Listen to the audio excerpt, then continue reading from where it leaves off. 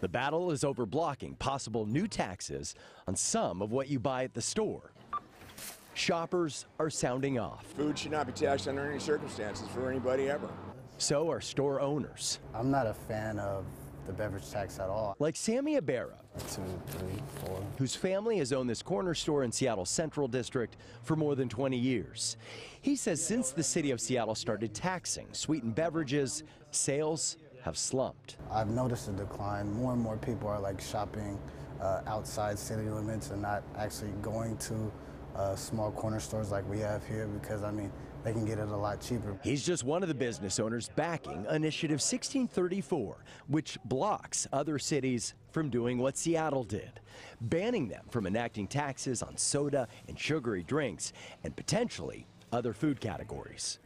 I think that's a choice that that should be made for our customer. I think they should be the ones making those decisions. Other supporters say the move will stop a regressive tax that hits working class and minority families the hardest. Those that are on fixed incomes, those who are really trying to make a living and continue to be taxed. People who make the decisions literally don't understand how income comes into a household in working families.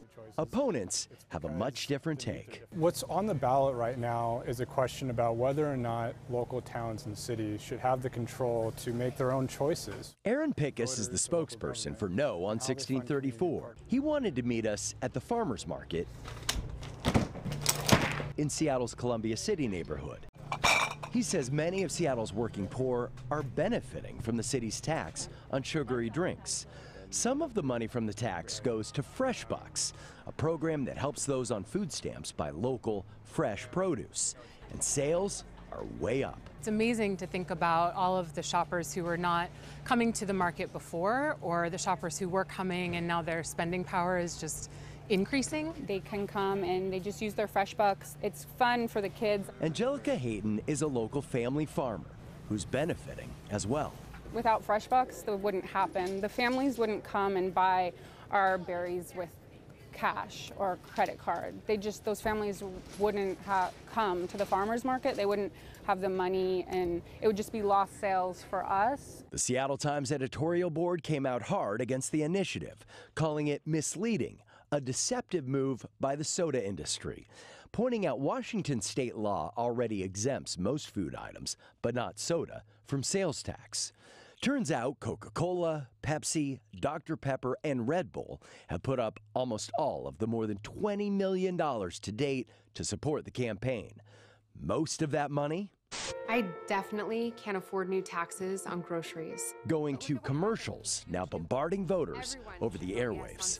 They know that they can't win if they rely on the facts.